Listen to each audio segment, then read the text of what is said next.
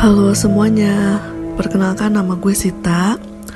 Gue adalah salah satu karyawan dari sebuah perusahaan periklanan digital di Jakarta.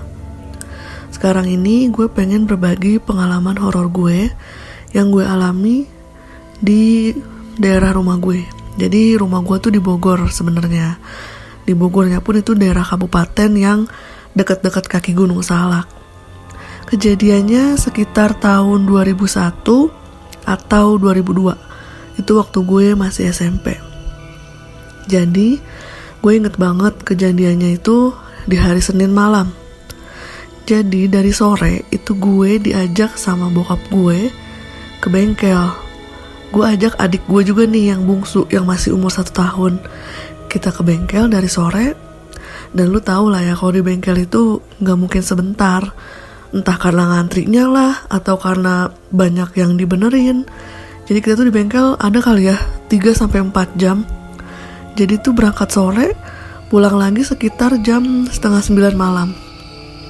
Kita pulang jam 8:30 malam, ngelewatin jalan yang seperti biasa kita lewatin. Saat itu kebetulan hujan gerimis dan mati lampu. Ya gue sih gak ada curiga apa-apa karena biasanya juga gak ada apa-apa kan. Tapi malam itu ada yang beda. Jadi pada saat gue ngelewatin satu jalan, kalau gue gambarin gini, sebelah kanan itu ada kayak pemakaman keluarga, gak terlalu gede.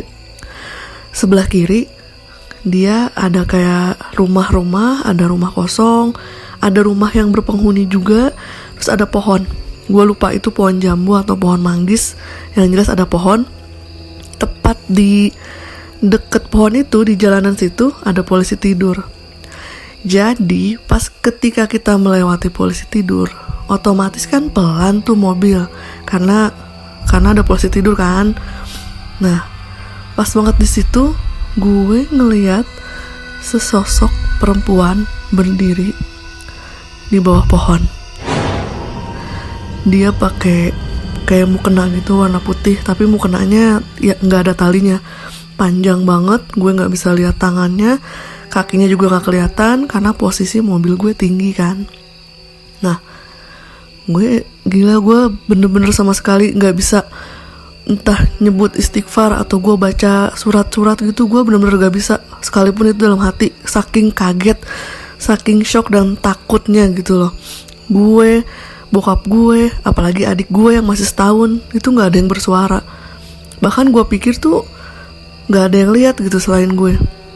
Sampai udah ngelewatin polisi tidur, baru deh tuh gue bisa nyebut astagfirullahaladzim sambil baca-baca surat-surat pendek yang gue hafal.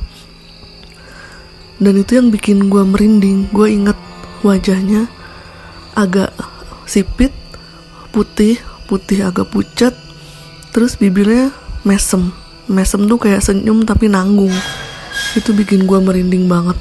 Sampai setelah ngelewatin dia, gue tuh berapa kali nengok ke belakang, saking takutnya dia ngikutin gitu loh. Tapi alhamdulillah dia gak ngikutin.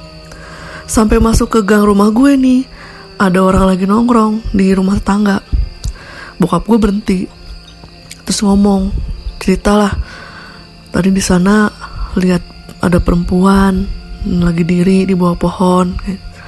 Ya langsung heboh lah orang-orang, mikirnya ya manusia mana yang pada malam hari hujan gerimis mati lampu, terus dia berdiri di bawah pohon dengan pakai pakaian kayak mukena putih panjang banget. Itu kan gak masuk logika banget kan.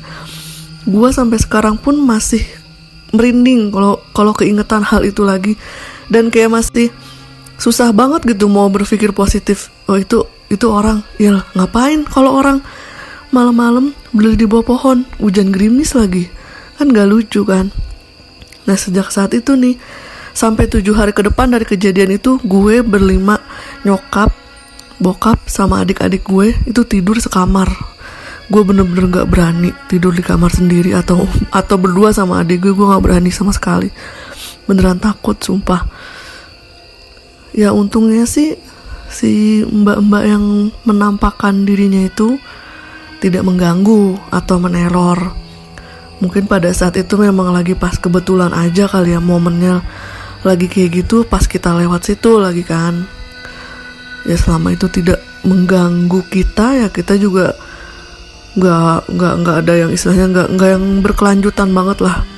Udahlah, lama-lama kita agak lupa meskipun sebenarnya masih ingat, cuman nggak setakut pada saat kejadian dulu karena sekarang daerah sini udah agak rame. Rumah yang tadinya kosong udah ada yang isi, yang tadinya kebun-kebun, pohon-pohon udah jadi rumah-rumah, jadi rame.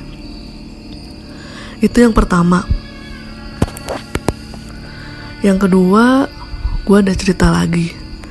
Tapi ini dari tetangga gue. Jadi suatu malam rumah tetangga gue ada yang ngetok. Iya, siapa? Dibukalah pintunya. Dan yang dia lihat, yang ada di depan rumah itu adalah nyokap gue dan bibi gue, adiknya nyokap. Jadi dulu bibi gue tuh tinggal di rumah gue juga, bantuin ngurus adik. Pas dibuka, oh, ada Ian gak? Ian tuh nama adik gue. Ada Ian gak? Mau diajak pulang? Terus tetangga gue tuh mungkin langsung ngeh atau entah gimana, mungkin dia agak curiga juga kali ya, tengah malam ngetok-ngetok rumah orang, terus nanyain anaknya mau diajak pulang. Dan ternyata pas dia cek, katanya kakinya gak napak ke tanah.